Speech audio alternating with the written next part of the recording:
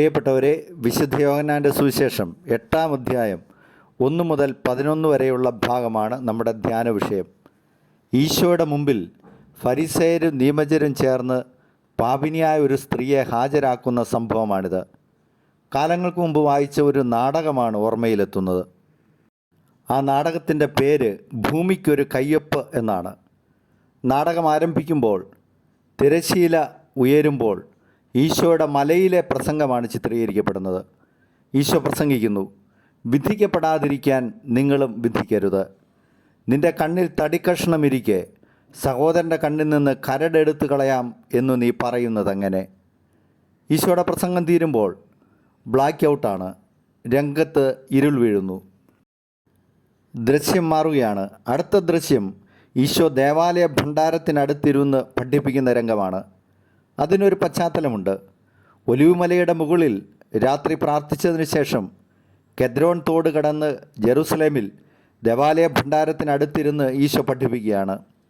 ഇപ്പോൾ ഒരുപാട് ജനം ചുറ്റുമുണ്ട്. ഈശോ അവരോട് പറയുന്നു, ബലിയല്ല കരുണയാണ് ഞാൻ ആഗ്രഹിക്കുന്നത് എന്നതിൻ്റെ അർത്ഥം നിങ്ങൾ പോയി പഠിച്ചിരുന്നെങ്കിൽ. ആരോഗ്യമുള്ളവർക്കല്ല, രോഗികൾക്കാണ് വൈദ്യനെ കൊണ്ടാവശ്യം. നീതിമാന്മാരെ വിളിക്കാനല്ല, പാപികളെ വിളിക്കാനാണ് ഞാൻ വന്നിരിക്കുന്നത്. ഈശോ ഇത് പറഞ്ഞു തീരുമ്പോൾ വലിയൊരു ആരവമുയരുകയാണ്. ഒരു പാവം സ്ത്രീയെ ഫരിസേയരും നിയമജ്ഞരും ചേർന്ന് ഈശോയുടെ പാദത്തിനരികിൽ കൊണ്ടുവന്നിടുകയാണ്. എന്നിട്ട് ഈശോയോട് ഫരിസേയർ പറയുകയാണ്, നോക്കൂ, പരമവേശിയായ ഒരു സത്വത്തെ നിൻ്റെ മുമ്പിൽ ഞങ്ങൾ കൊണ്ടുവന്നിരിക്കുന്നു. നീ അവളെ നിയമാവർത്തന പുസ്തകത്തിൽ പറയുന്ന നിയമമനുസരിച്ച് കല്ലെറിഞ്ഞു കൊല്ലാൻ വിധിക്കണം. ഞങ്ങൾക്കതിന് ഒരു റബ്ബിയുടെ അനുവാദം വേണം. നീ മഹാനായ റബ്ബിയാണല്ലോ. നിന്നിൽ നിന്ന് അനുവാദം വാങ്ങാൻ ഞങ്ങൾ എത്തിയതാണ്. ഇവളെ വ്യഭിചാരത്തിൽ തന്നെ ഞങ്ങൾ പിടികൂടിയതാണ്. ഇവരുടെ ആക്രോശം കൂടുന്ന സമയത്ത് നമ്മുടെ കാതുകളിൽ മറ്റൊരു ശബ്ദം മാറ്റൊലിയായി എത്തുന്നുണ്ട്. പീലാത്തോസിൻ്റെ മുമ്പിൽ നിരപരാധിയായ ഈശോ നിൽക്കുകയാണ്. ഇവൻ നീതിമാനാണ് എന്ന് പീലാത്തോസ് തന്നെ പറഞ്ഞു കഴിഞ്ഞു. എന്നാൽ ജനക്കൂട്ടം ഇവനെ ക്രൂശിക്കുക എന്ന് ആർപ്പ് വിളിക്കുകയാണ്. ഇവിടെ എന്നാൽ ഈ സ്ത്രീ പാപത്തിൽ പിടിക്കപ്പെട്ടവളാണ്. ഈശോ നിശബ്ദനാകുമ്പോൾ അവർ ഈശോയോടെ ഇവളെ കല്ലെറിഞ്ഞു കൊല്ലാൻ നീ കൽപ്പിക്കുക എന്ന് ആക്രോശിക്കുകയാണ്. ആ സമയത്ത് സൗണ്ട് ട്രാക്കിലൂടെ ഒരു ശബ്ദം നേർത്ത് വന്നിട്ട് പിന്നീട് അത് ഉച്ചസ്ഥായിയിലാകുന്നുണ്ട്. അത് ആ സ്ത്രീയുടെ ശബ്ദമാണ്.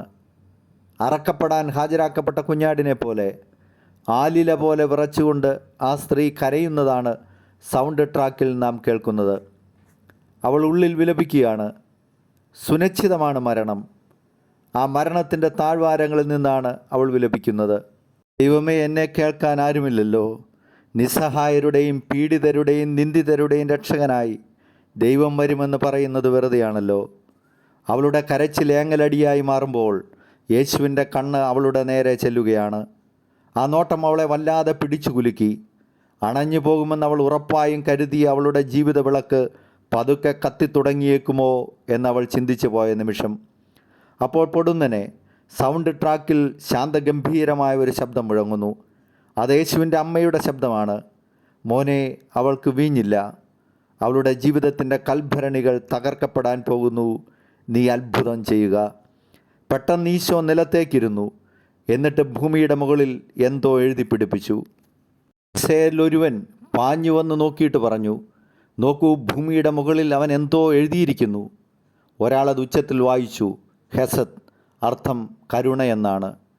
എന്നിട്ടും അവരുടെ ആവശ്യത്തിൽ അയവ് ഉണ്ടാകുന്നില്ല. അതിനാൽ ഈശോ എഴുന്നേറ്റു. എന്നിട്ട് അവരെ മാറി മാറി നോക്കിയിട്ട് പറഞ്ഞു, നിങ്ങളിൽ പാപം ചെയ്യാത്തവർ ആദ്യം ഇവളെ കല്ലെറിയട്ടെ. ഈ വാക്കുകൾ കേട്ടതേ എല്ലാവരും ഭയചകിതരായിപ്പോയി. ആർക്കുമൊന്നും പറയാനാകുന്നില്ല. മുതിർന്നവർ മുതൽ ഓരോരുത്തർ കല്ല് നിലത്തിട്ടിട്ട് സ്ഥലം വിട്ടു. പോകുന്നതിനിടയിൽ ഒരു ചെറുപ്പക്കാരൻ അത്ഭുതാതവരോടെ ഈശോയെ നോക്കിയിട്ട് എല്ലാവരോടുമായി വിളിച്ചു പറയുകയാണ്, ഓ, ഇതെന്തൊരു വിധിപ്രസ്താവമാണ്. നിശ്ചയം ഈ ഭൂമി കേട്ടതിൽ വെച്ച് ഏറ്റവും സുന്ദരമായ വിധിവാക്യമാണിത്. വാദികളെല്ലാം പ്രതികളായിപ്പോയി. ജനക്കൂട്ടം പിരിഞ്ഞപ്പോൾ ആലില പോലെ വിറച്ചിരുന്ന ആ സ്ത്രീയെ പതുക്കെ താങ്ങി ഉയർത്തിയിട്ട് ഈശോ പറഞ്ഞു, ആരും നിന്നെ വിധിച്ചില്ലേ? ഞാനും നിന്നെ വിധിക്കുന്നില്ല.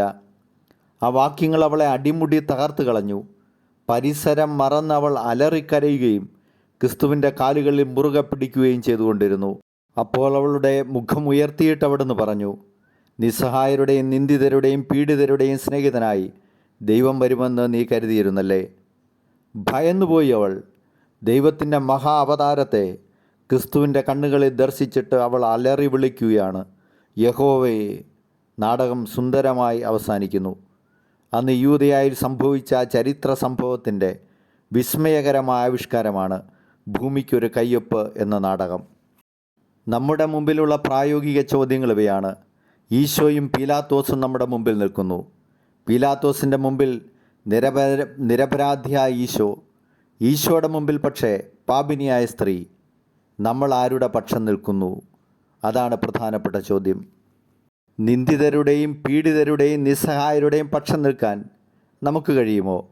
അതിന് പോകുന്ന ആത്മധൈര്യം നമുക്കുണ്ടോ? ആത്മീയത നമുക്കുണ്ടോ? നമ്മൾ ആരുടെ പിൻഗാമികളാണ്? ക്രിസ്തുവിൻ്റെയോ അതോ പീലാത്തോസിൻ്റെയോ? നമുക്ക് ക്ഷീണമുണ്ടാകുമെന്ന് തോന്നുന്ന കാര്യങ്ങളിൽ നിരപരാധിയെപ്പോലും ആക്ഷേപത്തിന് വിട്ടുകൊടുത്തിട്ട് നാം വേഗം കൈകഴുകി ഒഴിയുന്നുണ്ടോ? രണ്ടാമത്തെ ചിന്ത ഇതാണ്. ഒറ്റ വിധിപ്രസ്താവത്തിലൂടെ എല്ലാവരെയും ഈശോ പാപികളാക്കി മാറ്റി. നമ്മുടെ മുമ്പിൽ എപ്പോഴും ആ ബോധ്യമുണ്ടാകണമെന്ന് ഈശോ ആഗ്രഹിക്കുന്നു. നമ്മൾ തെറ്റുപറ്റുന്നവരാണ്, പാപികളാണ് എന്ന ചിന്ത. ആ ചിന്ത മനസ്സിലുണ്ടെങ്കിൽ നാം അനാവശ്യ തിടുക്കം കാണിക്കില്ല മറ്റുള്ളവരെ കുറ്റപ്പെടുത്താനും തെറ്റുകാരായി ചിത്രീകരിക്കാനും. നാം പുണ്യവാന്മാരാണെന്ന് എപ്പോഴൊക്കെ നാം കരുതുന്നുവോ അപ്പോഴെല്ലാമാണ് മറ്റുള്ളവരുടെ കുറവുകൾ ചികഞ്ഞു പോകാൻ നാം വെമ്പൽ കൊള്ളുന്നത്. നമുക്ക് നാം ബലഹീനരായ മനുഷ്യരാണെന്ന ചിന്ത എപ്പോഴും ഉണ്ടാകണം. അതാണ് പത്രോസ്ലീഹ ഞാൻ പാപിയാണ്, എന്നിൽ നിന്ന് അകന്നു പോകണേ എന്ന് വിളിച്ച് കരഞ്ഞത്. നമ്മുടെ എല്ലാവരുടെയും ദൗത്യം വിളക്കുകൾ കെടുത്തുക എന്നതല്ല, കെടാൻ പോകുന്ന വിളക്ക് പോലും ജ്വലിപ്പിച്ചു നിർത്തുക എന്നതാണ്. ആരുടെയും ജീവിതത്തെ ഇരുളടഞ്ഞതാക്കുകയല്ല, മറിച്ച് പ്രകാശമാനമാക്കുകയാണ് നമ്മുടെ ദൗത്യം.